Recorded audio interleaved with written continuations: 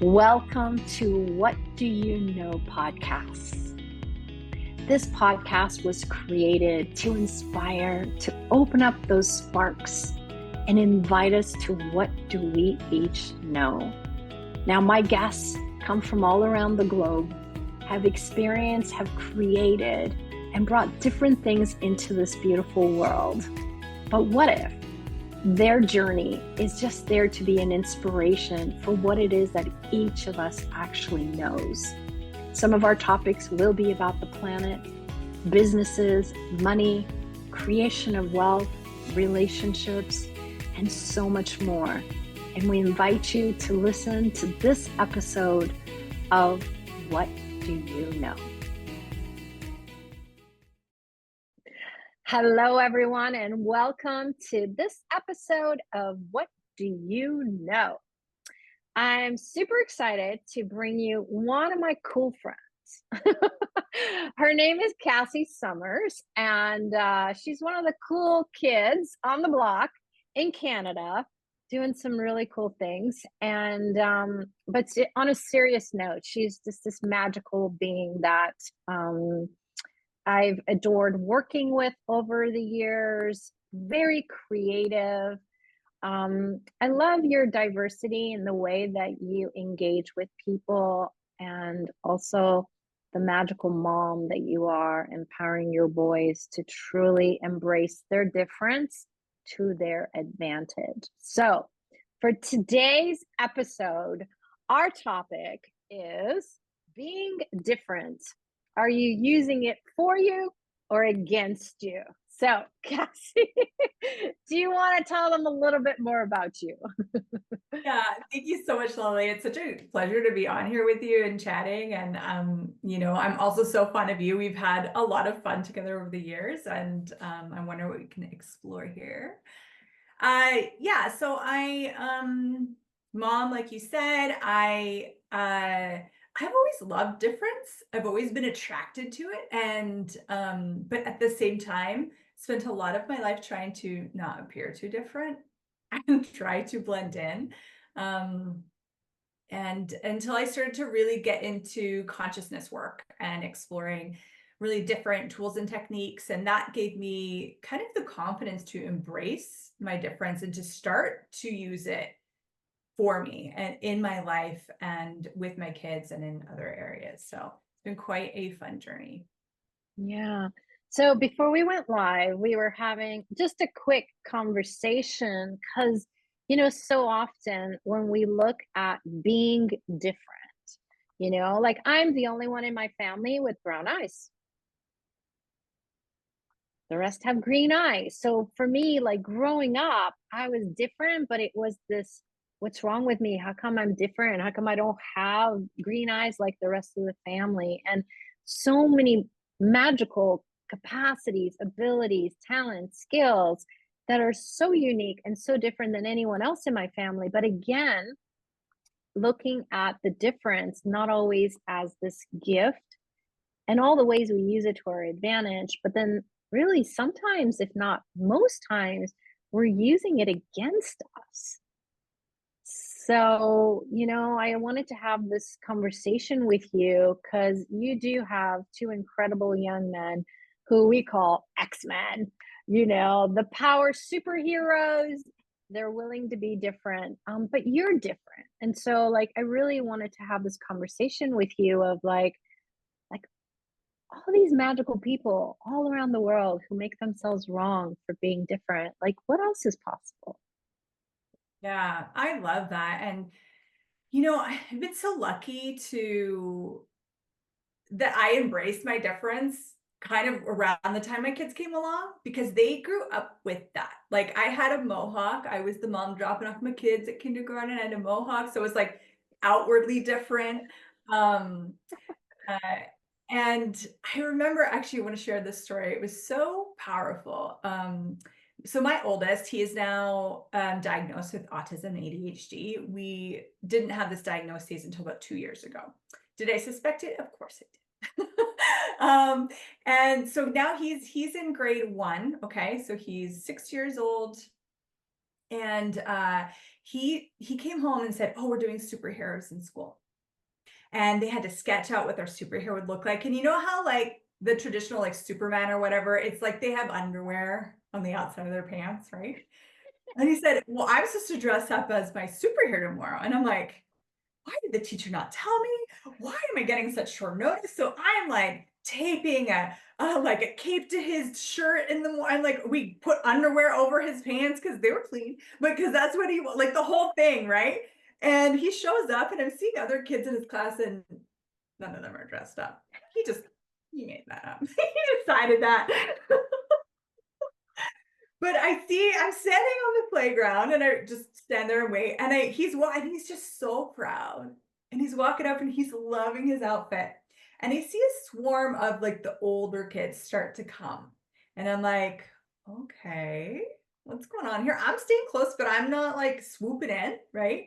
He's a powerful being. And they actually make a circle around him. And they start pointing and they start laughing at him. And they're making fun of his outfit and they're making fun of him. Mm. And his smile just kept getting bigger.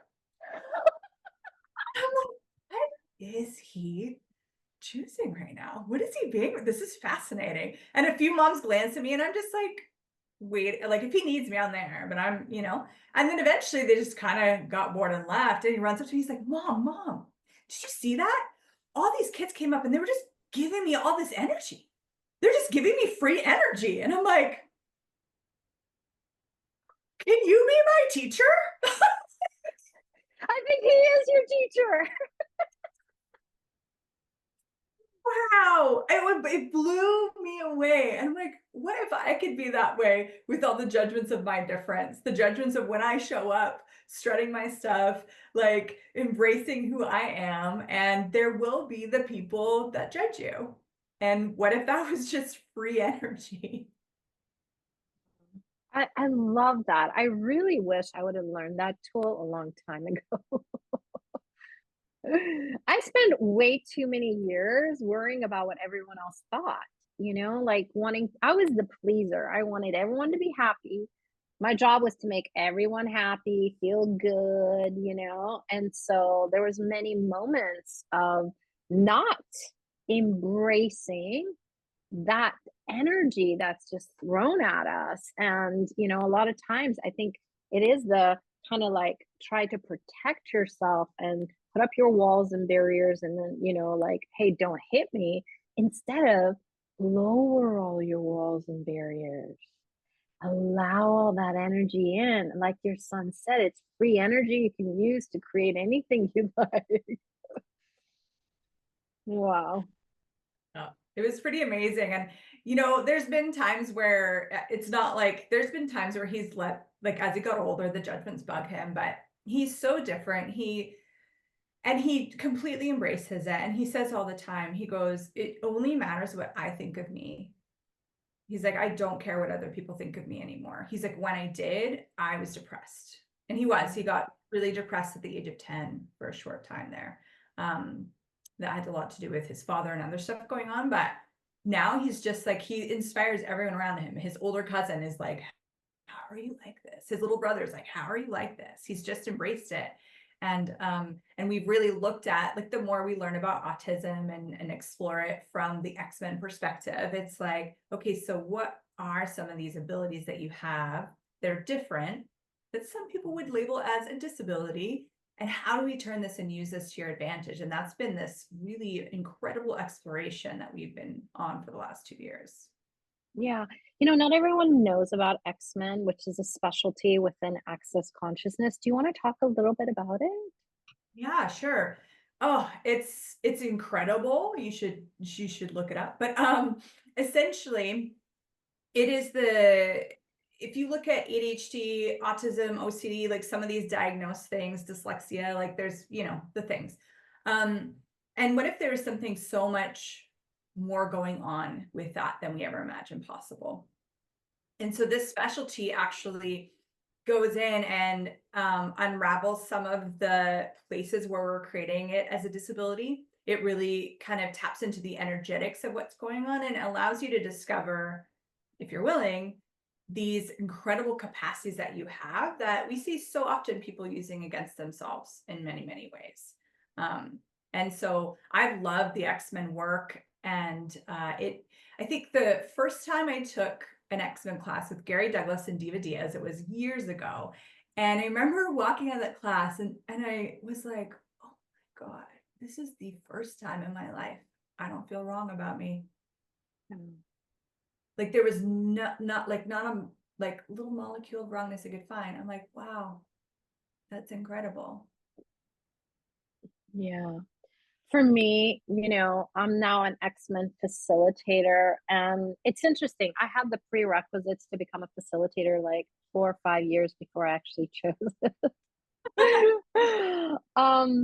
And it's interesting, like you and I talked about it, like so often we make the label of what the diagnosis is this is a problem. But actually with X-Men, we talk about it. What if you being different and having these different ways that you see the world, the way you function, the way you learn, the way you create is actually that gift, that superpower that you have that most others don't. And, growing up for me, I moved to different countries. I skipped grades. So instead of them putting me in lower grades, they always upped me into other grades, higher grades. And so I was more put in the category of, gifted and talented genius instead of, hey, you're so different, there might be this other category. But I think they just didn't have those categories really when I was in school. And it was about using my capacities to my advantage, which I at the time I didn't really know. And then, I had jobs that I ended up, people got laid off, and I ended up having 9 jobs. And I was literally balancing them perfectly, like only putting in the energy when it was required, doing whatever. But it really was more exploring with question of like, not just busyness, but what's actually required. Who do we need to engage? Where do we need to go? And it wasn't until someone said to me, oh my goodness, you must be so stressed. How can you handle juggling 9 jobs? That I went into, oh my God, I'm stressed. Yeah. Before that, I was like, fine. And it wasn't until the X-Men classes, and I was in that class with you, by the way, the one that you were talking about, walking out and being like, oh, the fact that I can multitask 20 things at once and do them really well is actually a capacity with OCD, ADD, ADHD, autism, like it's like the greatness of that put together, where most people look at it like, oh, this, a lot of times it's about children. It's not about children, it's about every single person at any age has a different way of maybe communicating, has a different way of being engaging and learning. And so how can we utilize their way instead of the structured way of you only do it one way, my way? Yeah. Yeah. And that, I love that. And that's been me going into that realm with my oldest kid has let me look at myself. Like if I want to learn something new. So a lot of, these diagnoses come with the point of view of like learning disability, right? And kids are doing like a lot of learning. Not that adults don't do learning, but it's like their whole life is about school and learning. And looking at how does this work for you has opened me up to be like, oh, maybe I could do that thing that I thought I couldn't do. If I were to ask the question, well, how would that work for me? How could I learn that? How could I receive that information? How could I like develop this skill? We hear about people that like they teach themselves how to play instruments like completely wrong, or and I'm like, wow, but every time I've tried to learn something through here's the structure, I have a really hard time with that. I've constantly failed at that. Like I remember the first time I went to play pool and I was like, oh, you just hit the ball. I'm hitting the ball. And I'm like, ding, ding, ding. And people are like, wow, how long have you played? And I'm like, today. And then I was like, I'm gonna get good at this. Like, I'm gonna learn how to play pool. I cannot play pool anymore. It's just awful. I'm like, how do you get that ball in there? I did the whole thing and the thing when you're supposed to do that. And I'm like, nope. It reminds me when I was in middle school, they put me in typing. Back then you had typing class, and I didn't last. I lasted, I think, 2 weeks. That's the longest, because it was so structured, like which key you hit with which finger, and then the top key, the lower key, and then your hand for the spacer and whatever. Instead, I went and worked in the counselor's office, and I got to know everybody, all the teachers. Like, I was a social butterfly. I was like, I can't be in front of a typewriter. But when I had to actually learn from my laptop, I learned in less than one day that I can actually type without even looking at the keyboards. And it was because it was no longer doing it someone else's way. It was about me and my body finding what's our technique. Yeah. You I know? love that. Yeah. So, Cassy, there's so many parents all around the world who I wish knew the gifts of the tools of X-Men and knew that, hey, as a parent, there's nothing. You didn't do anything wrong. It wasn't the vaccine. It wasn't what you ate. But they're this, the next generation of the species. Like, they are evolving and showing us what we need to be exploring, playing, and engaging with, instead of the structured way that we think it's supposed to be. So, like, as a parent, like, what questions do you have, or what do you share with other parents to kind of help them get out of the judgment of what's going on, in their world? Yeah, that's such a great question. And one is like, really do not listen to those judgments of you did something wrong. If you're filling out the forms, like, did you drink while pregnant? Did you do this? Did you, like, there's a little bit of that energy of like, what did you do to cause this? Is it genetic? Do you have this? If it wasn't something wrong, it's actually something to be celebrated. It is the next generation. It's the evolution, is how I see it. These kids and adult X-Men have come here to change the world. And when you start to embrace that, it's hard to judge that. It's hard. And then you stop looking at, how do I make my kid fit in? So there's so many services. I'm in Canada, so the services I have here might be different in other countries, but and some of them are very geared towards, well, how do we make this kid fit into society? Yep. Yeah. I don't go for those services because I have no interest in having my kids fit in. I'm looking at, how are they going to change the world? What can they embrace? Like, if my kid was fitting in, then he wouldn't have gone being the superhero that he is. And he changed people's realities, the way he received that and the way he was being with that whole experience. If he was just fitting in, then nothing would change. So instead of looking at how can he fit in, I'm always looking at, how can I facilitate him to have the greatest life he's willing to have? Which is a completely different kind of path, if you will, right? I've heard a lot of, and I've met some like moms and parents that are not using the tools of access. And for them, it's like, well, I want him to have like as much as a normal life as possible. I want him to have I want him to like have like the graduation party or whatever. I want him to have, and I had to look at that for, I can't remember what it was. Oh yeah, it was an assembly at the end. And it was like, this is before my kid was diagnosed. I was trying to like, how could like I get him there, whatever. And I'm like, I just want you to have this experience. And he looked at me. Oh no, it was a school dance. And he looked at me and he's like, what makes you think I want this experience? I love your son. Wait a minute. Because doesn't everyone? She's like, I don't. I'm like, whoa, how crazy is it? I'm just assuming maybe he doesn't want a graduation. Maybe he doesn't want a normal life. Like, what would he like? He didn't come here to be normal. He came here to be extraordinary, to be phenomenal. to, and so I would invite parents to really switch their path.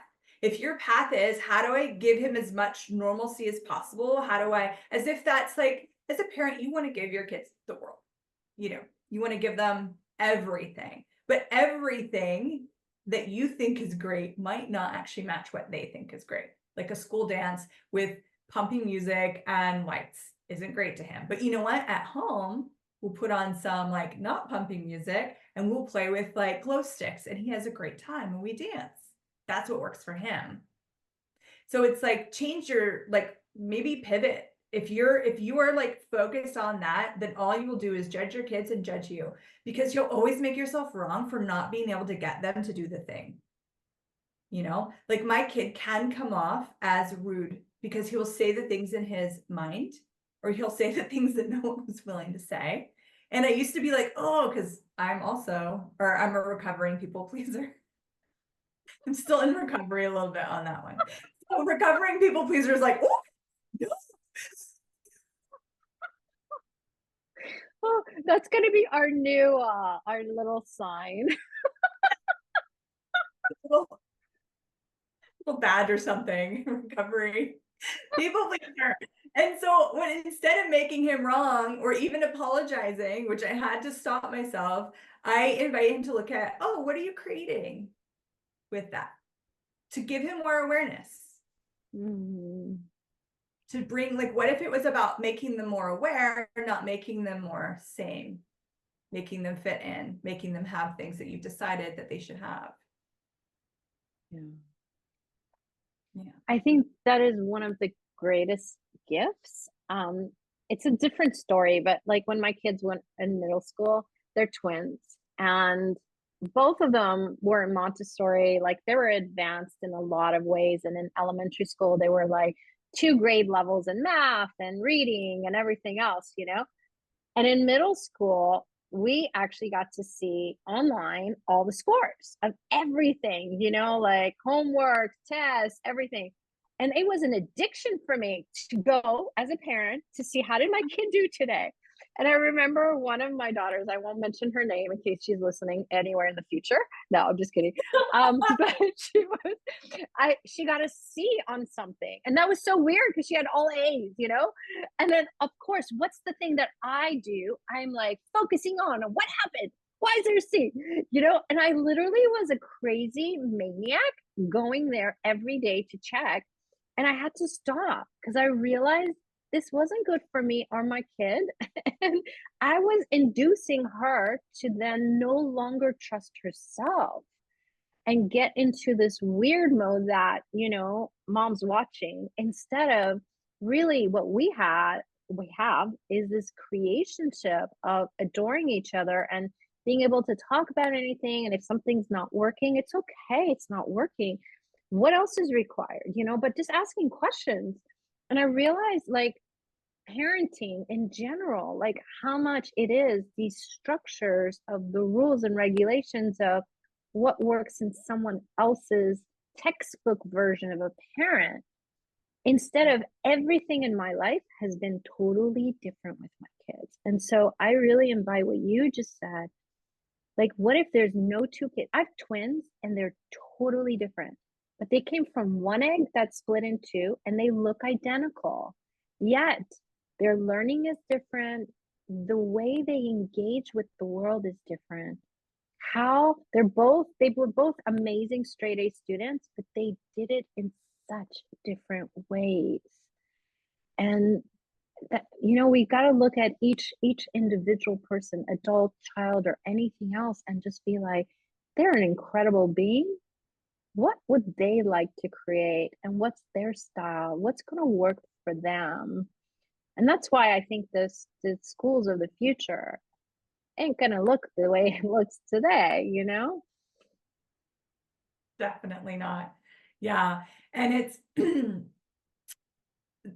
there's the I love how you said they had totally different ways of going about achieving the grades that they wanted. And there's this kind of out of the box. What I've noticed with Xander especially is that he requires out of the box thinking. Like you can't do so, like in kindergarten, he came in, he knew like he was above like his alphabet, his numbers, like he knew more than most kids, which I didn't realize. But then his reading just kind of really slowed down. And the teacher's like, I'm concerned. I don't know what to do. Like, I can't. So then I was like, okay. And I just talked to him and I was like, hey, so what's going on with reading? And he's like, these books are so boring. And I'm like, yeah, they kind of are, but we have to read them for like this. So I asked him, 5-year-old, I'm like, so, well, what can we do to change this? And he's like, what if you read 2 books at the same time? And I'm like, well, how do I do that? And he said, well, just open them up, like, duh, mom, like open them up and read 1 page from here and 1 page from here. And I'm like, you want me to do that through both books? And he's like, yeah. And I'm like, okay. And I'm just like, just seeing what's going to happen. So I read the stories and he's fully engaged and he's like paying attention. And then I'm like, okay. So I'm like, what happened in this book? And then he told me, and I'm like, what happened in this book? And he told me, like, it completely made sense to him. Within a week, we did that for 4 days straight. His reading was like top of the class. And then we never did it again. It's like, there is something so different, and they see the world so different and they learn so differently. And the more we try and bring them into the sameness, we try and bring them into the crowd, that is where you'll lose the magic that they are. When you're willing to go, okay, so how do they learn? What would work for them? What if they actually know exactly what's going to work for them? And if you're willing to like be with them and explore with them, then they're going to show you stuff that you never knew was possible. And whatever you guys do, all of you watching, don't apply these tools to people in your life, in your business, your friends, or anybody else. Definitely don't. Because Or yourself, right? or yourself, yes. Like I'm amazed, even at my age, even in my experience around the world, even having tools. Like even today, we finished a class called Being You, Changing the World, and recognizing the moments that I am putting myself in the box, depending on, which government I'm dealing with, or, like there's certain moments that it's so easy to go that linear way. And you're shutting off the creativity. If we look at the inventors of the world, if we look at all the things that have been created that are out of the box, are from people who exactly were empowered to not be linear. Yeah, I love that. Yeah, and then what permission can you give yourself? Because the more I see him like rising up and stepping into his greatness, I'm like, oh, I can actually give myself permission to learn completely different, to be completely different. And the more I do that, the more I acknowledge the greatness of me. And that's like such a gift. And when we think about X-Men, like the superpowers, even in the movies, it took them a while to get used to how to work with their different powers. At first, the one who had fire coming out of his eyes was like blowing up stuff, and then he realized, okay, I need to put some glasses on, and I know when to take it off, and I know it. Like it also is this muscle that we build every day to get to know more about our difference and using it to our advantage. But how it looks today might look different than how it looks tomorrow. So I get, also this, it's not like a destination that you're trying to hit for you or your kids or your, whoever you're communicating with, but actually it's like every day is a new adventure and not play. Yeah. And from there, it is really being the question of how do I use this to my advantage? Like you talked about your multitasking, like how, like you were using that to your advantage. And so when I look at like for ourselves or our kiddos or whatever, when we see them using something against themselves or we use it against ourselves, turn it around. Like if this wasn't a wrongness, how could I use this to my advantage? That's what I've been asking. So I'm like, oh man, I do this thing like I'm so aware. So like I would be the kid that would walk into a room, I'd somehow blast energy and everyone would stare at me. And then I'm just like, whoa, like so aware of their universes that I would like kind of be stunned for a minute. Like, so how do I use all that awareness to my advantage, right? Someone else might, and then people would be like, she's shy. And I'm like, I'm so not shy. I just needed a minute to process all the information. So where Mhm. we look at like, oh man, I'm so shy, or I can't get on a stage because I'm so nervous, right? Like these things that we've decided are wrong about us or really, really different and weird about us. I know a really close friend of mine, she will blurt out the most random thing in the middle of a conversation. And she's like, oh my God, I'm so wrong for it. She's trying to stop. Okay, if it wasn't wrong, if you turn it 180 degrees, what is strong about this and how can I actually use this to my advantage? Yeah. That's a different way of living. Yeah, totally. Okay, whatever you guys do, do not apply any of these tools in your lives. Yeah. Oh, I love this. I love this. Cassie, thank you so much for being here. And thank you for your vulnerability and these awesome stories. And, you know, I know that you facilitate a lot of different things around the world as well. And so if peeps would like to get to connect with you and also parents, we're going to have some information below. But is there anything specific that you'd like to share before we go? Well, you know what? Funny enough, because you're so aware, I'm actually creating, it hasn't like posted yet, but a parenting class. Oh, So yeah, I would really love to explore like out of the box parenting with people. So if you want to explore that with me, I'd love to engage with you and chat more. yeah. And you know, what are these amazing infinite beings in little bodies inviting us to? Because I know my kids facilitated me morning, noon, and night. Yeah. They were the best teachers on the planet. So, what if it is about maybe getting ourselves into some of these parenting out of the box classes and really empowering ourselves to have a lot more fun? Because the more fun you have as a parent, the more fun your kids have, the greater they succeed and excel in their lives too. Because we do take, gosh, sometimes we become so serious when it comes to parenting and forget we're here for them. We're here to contribute to a greater world for both of us. So, yeah. Thank you. Thanks for having me Mm. on. It's awesome.